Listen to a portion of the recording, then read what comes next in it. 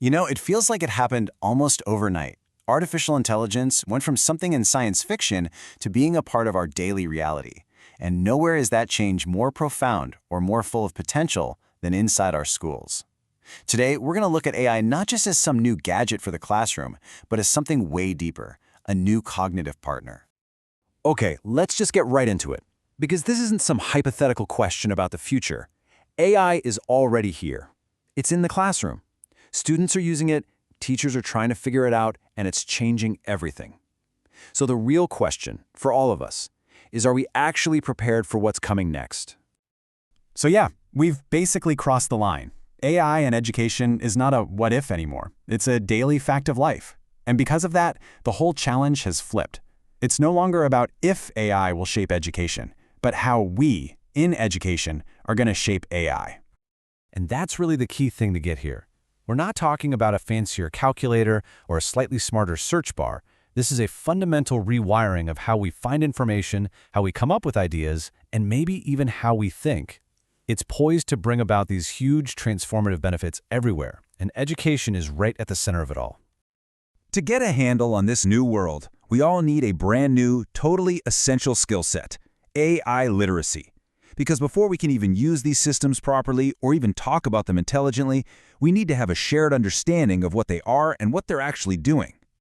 This definition from the Digital Promise Framework, it just nails it. It's built on these three pillars. First, you have to understand the tech. Then you have to evaluate it, like really kick the tires. And only then can you actually use it effectively. This is so much more than just knowing what buttons to push. And if you really want to get what makes AI so different, this slide lays it out perfectly. Think about traditional software. It's rigid. It just follows a script. You give it an input, it plods through a fixed set of rules, and it gives you back a predictable output every single time. But AI is dynamic. It learns from these massive pools of data, it adapts its strategy, and it makes decisions based on context. It doesn't just follow the rules, it kind of learns to write its own. So the framework breaks it all down into those three key actions: understand, evaluate, and use. But look at what's holding it all up.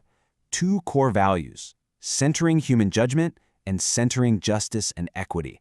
That is a huge statement. It's basically saying that no matter how smart the machine gets, our human values and our ethics have to stay in the driver's seat, period.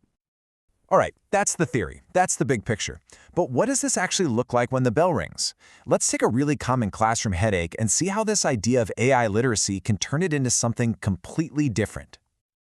Oh, chemistry. We've all been there, right? It can be so tough. It's one of those subjects where everything builds on the last thing. You miss one little step and suddenly you are completely lost. It's not just about memorizing stuff. You have to think logically and connect all these abstract ideas, which is a massive hurdle when you're trying to study on your own. And this is where a really well-designed AI tool can be a total game changer. This diagram shows it perfectly. An AI chatbot can act like a bridge. It connects what's being taught in class with the student's own motivation to learn, and it uses AI to create this personalized, supportive space to figure things out. And here's what that actually looks like. A student stuck on a concept, they can get a simple explanation right then and there. They're wrestling with a tough chemical equation, the bot can walk them through it step by step. It can create an endless supply of practice questions to help them lock in the knowledge. And it can even simulate experiments, making something really abstract feel real. This is AI as your personal teaching assistant, on call 24/7. Okay, but it's not all sunshine and roses. With all this incredible potential comes some equally massive risks and responsibilities. Having a great AI tool in one classroom is one thing, but rolling this out across an entire education system? That means we have to zoom out and ask some really big, really tough questions. This quote, wow, it just cuts right to the heart of the single biggest challenge: equity.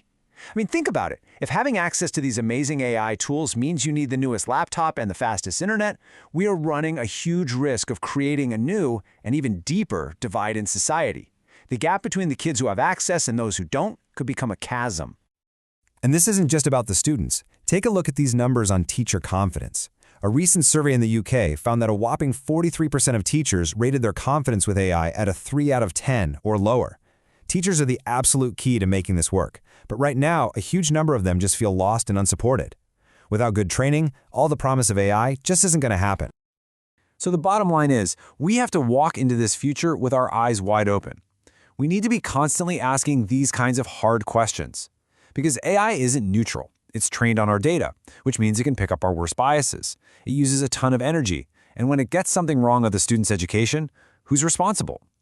Answering these things isn't a nice to have, it's an absolute must. And that leads us to our last big idea. And honestly, this one might bend your brain a little. The whole conversation is starting to shift beyond just seeing AI as a tool. We're starting to realize it might be something more, like an extension of our own minds, a new layer in how we actually think. So, you might know about Daniel Kahneman's famous System 1 and System 2 thinking, our fast, intuitive brain versus our slow, analytical brain. Well, some researchers are now proposing a System 0. Think of it as an invisible filter. It's an AI layer that sorts, ranks, and nudges all the information that comes at us before our conscious brain even gets a crack at it. It's the AI deciding which search results you see, which news pops up. It's shaping the very reality your brain has to work with. But here's the catch, and it's a big one. The way we actually learn and grow intellectually is by being challenged, right? By running into ideas that don't quite fit, that create a little friction in our brains. The problem is, a lot of AIs are being designed to be sycophants. That's the technical term. To seem helpful and to make you happy, they learn to just agree with you, to tell you what you already believe. So instead of a sparring partner that makes you sharper, it can become a simple echo chamber. And this all boils down to what's being called the comfort growth paradox. Using AI feels great. It makes tough mental work feel easier, faster, more comfortable. It smooths out all the rough edges. But that very comfort might be costing us our intellectual growth. If we never have to struggle with hard ideas, our minds could become less flexible, less tough, and less able to come up with something truly new. So that's where we land. With this one, huge final question. There's no doubt we're bringing AI on board as our new cognitive partner. The choice we have to make now is about what kind of partner it's going to be. Are we going to design AI that acts like a scaffold, something that supports us as we climb to new heights of thinking? Or, in our search for an easier, more comfortable life, are we accidentally building ourselves a really comfortable cage? The answer to that is going to define what learning looks like for generations to come.